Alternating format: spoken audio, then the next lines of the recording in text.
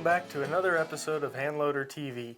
And in this episode, we'll be continuing on our series on World War II small arms. And here we have Mike Venturino with us, a good friend of mine. He's opened up his collection for us to video here. He's also the author of Shooting World War II Small Arms. So, Mike, we've got some pretty neat revolvers here. And when World War I got started, the government knew they were short of handguns. They put Colt to work feverishly to make 1911s, but they needed more. So they approached Colt and Smith & Wesson about making .45 revolvers. There was a problem. The .45 auto cartridge is rimless. Revolvers need a rim to function. As you can see here, you can't extract a rimless case. Right, that .45 ACP That's stuck right. in there. Well, somebody at Smith & Wesson, he's an unknown individual as far as I can tell, had a bright idea. Make half-moon clips. They hold 3 cartridges just like this. They go right into the revolvers. Kind of an early speed loader deal is what it was. Yeah. They extract, just like that. They extract very well. Solved their problem. So Smith & Wesson and Colt both made over 150,000 each of these between 1917 and 1919. Okay. And I have the box, an original box, that says 45 auto cartridges in half-moon clips, 24 rounds. Oh, that's neat. Yeah, I paid $20 at a gun show for an empty box.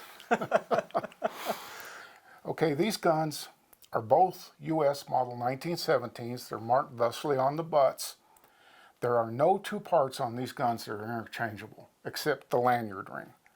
They're Really? totally different guns with the same model number, and I think that's probably the only time in military history, American military history, that has happened.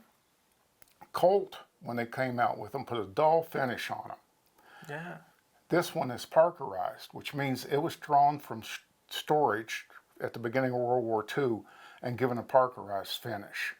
This one is blued, and Smith & Wesson used their same commercial finish on these guns for the Army as they did for guns they sold in stores. Wow. Beautiful finish, as you can see. It really is. It looks really nice. They both shoot very well. They shoot to the point of aim. I will have to admit, this one had a bad barrel when I got it, and it took me a lot of searching on the internet. And I found the barrel, my gunsmith put it on, and it hits right where it's pointed. Wow. Oh, that's perfect. Yes. They both came with wood grips, non-checkered, and they were initially issued in holsters, butt first. And that's the way the Army had them for horseback use. Oh. Holsters were butt first. Eventually they changed them around to the holster had butt to the rear. Okay. Very interesting. So in World War I, these guns were really pressed into service. What about, where did they see a lot of action in World War II? Well, I've read that they didn't see much action. That's not true. My own uncle, who was in the 3rd Marine Regiment, 3rd Marine Division in World War II, this book is dedicated to him.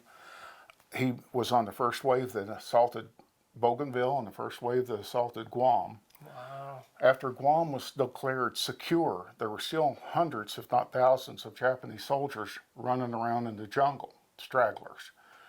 So the Marines were ordered to always go armed.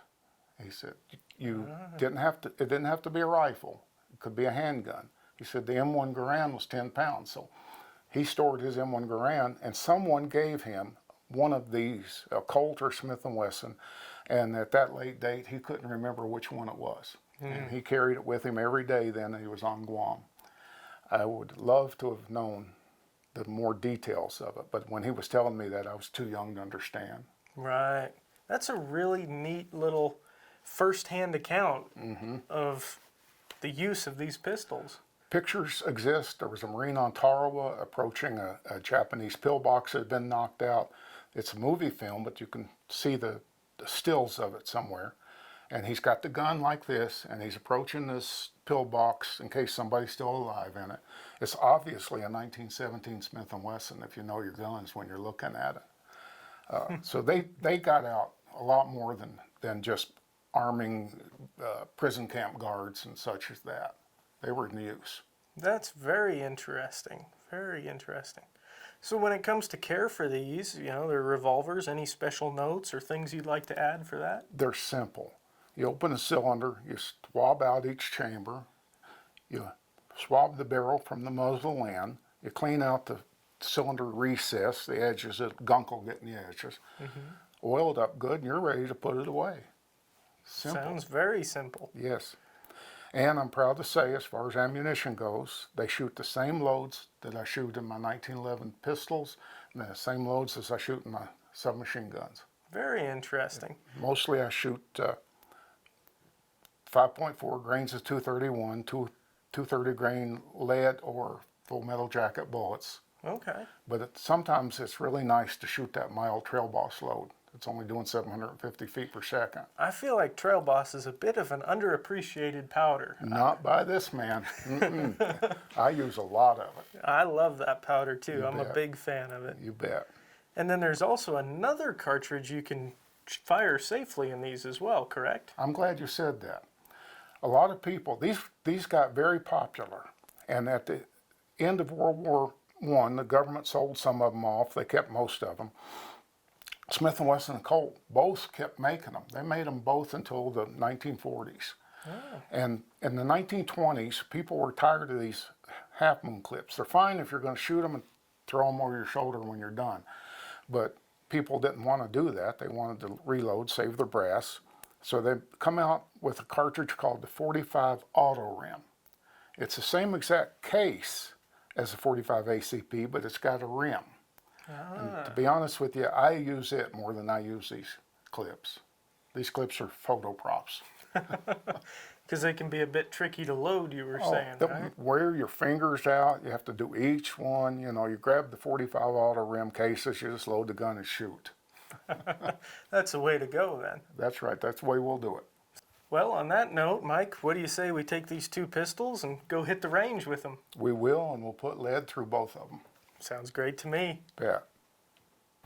All right, so we're out on the range now, and we've got two 1917 revolvers, and they were chambered in 45 Auto. 45 Auto. But we're shooting 45 Auto loads and 45 Auto Rim cases. Like I said in the introduction, I don't like messing with those clips. Right, right. And you were telling me something interesting. These are your hand loads. And you were kind of telling me something interesting about the bullet. If you don't crimp well on a bullet in these 45 Auto revolvers, by the sixth round, bullets are just likely to fall right out the front of the chamber. They have to be solidly crimped. Okay. That's an important note. We don't want that happening. That's right. All right, well, what do you say? We shoot at this target. It's at about 20 yards. And Okay, you shoot first, I'll shoot, you first, I'll shoot. When we get done with 6 each, we'll swap. sounds like a plan to me. I Okay, like it. You bet. All right. I'm going to shoot single action. Is that okay, or is that cheating? That's what I'm going to do. Okay, let's do it.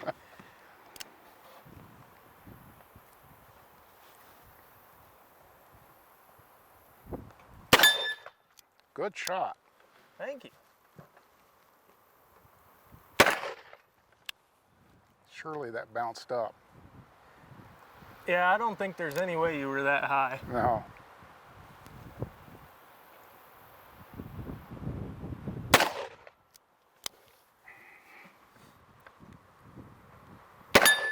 There it is.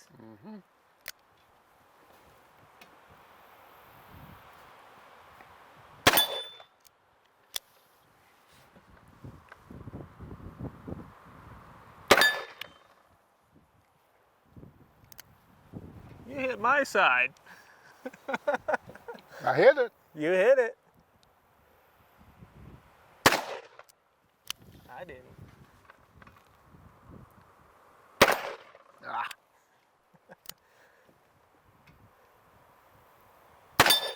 Good shot.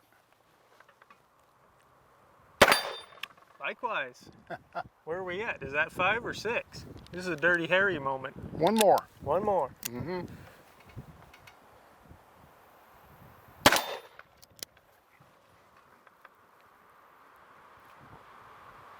Almost flinched on that. Did you see that? I think I almost flinched on that last one too. I hit a little low, I think, or maybe even the post. All right, well, I guess it's time to swap guns, huh? Uh-huh.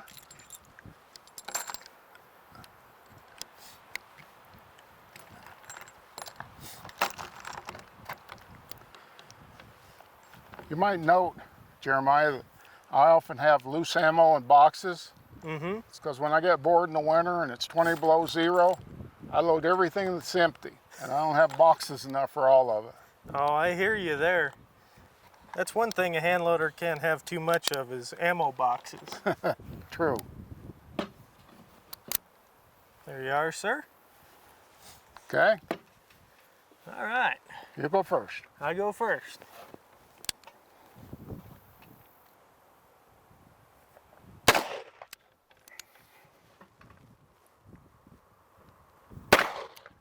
I don't even see where that went.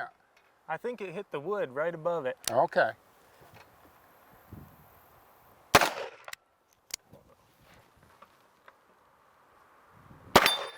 There it is. There.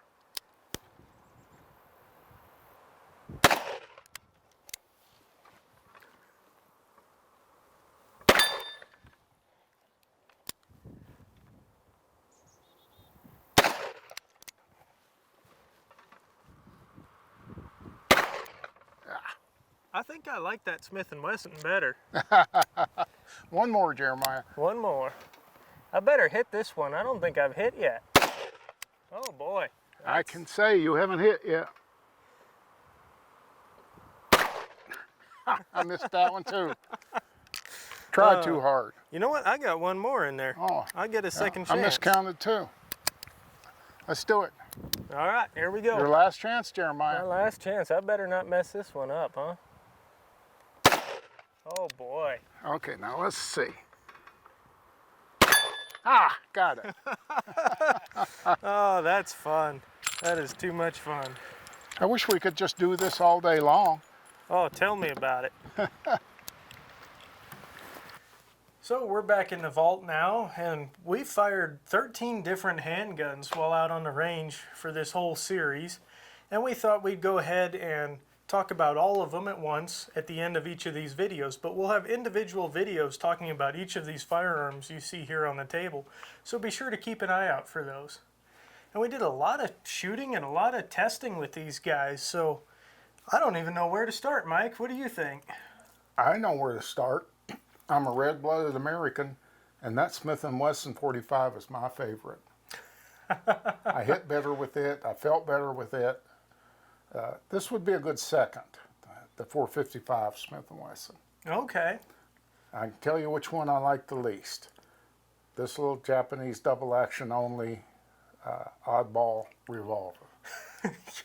I'd have to agree with you on that one. I think we actually managed to hit the target once, each of us, but Yeah. I think that might have been a little bit of a luck factor. Well, we had rotating paddles, and we both hit them once, but they didn't rotate.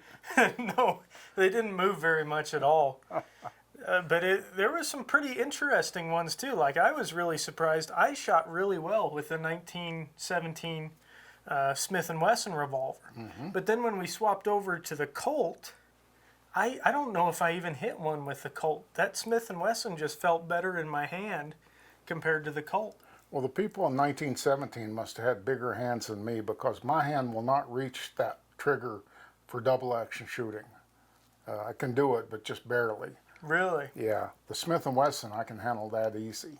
That kind of makes sense, because I had trouble with that too. Reaching the trigger was tough. I was shooting at single action, and I still couldn't hit anything. Well, it's blasphemy, but as usual, the 1911 bit me. I got the wound from it. They're a wonderful gun, but I have to put a Band-Aid on before I shoot them, and I forgot to do that. Yeah, I think the 1911 got me too. That little bit longer hammer there compared to a lot of the more modern 1911s you see today.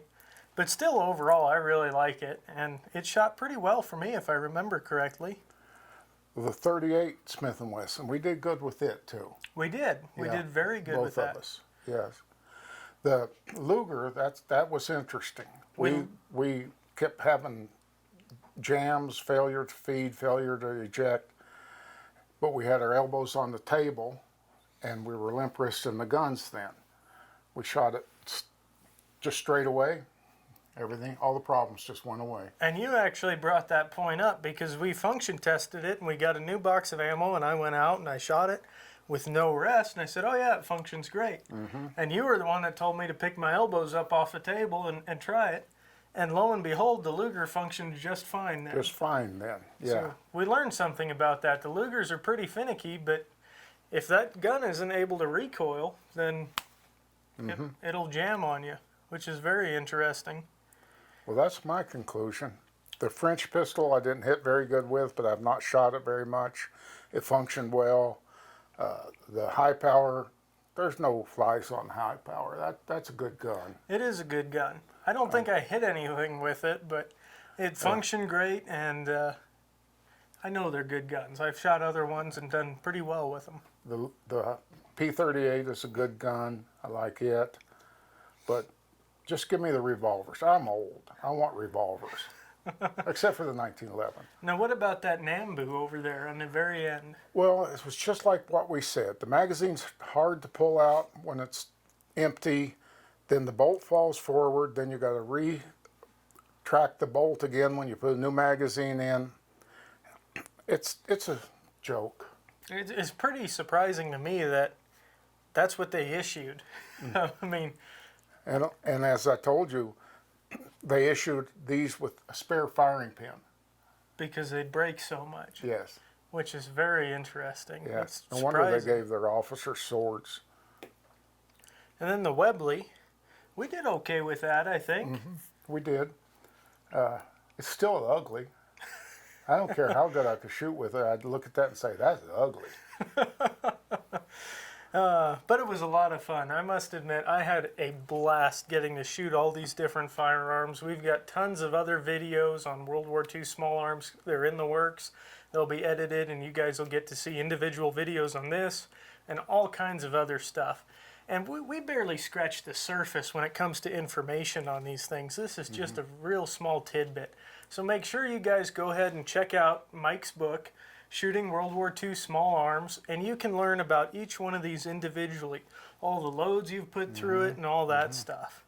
So Mike, I got to thank you very much for letting us come out here and shoot your wonderful collection. It's been a dream come true for me. You'll always be welcome here, Jeremiah. Well, I appreciate that. Thank you. And then I'd also like to thank Ted Tompkins. He's our official gopher.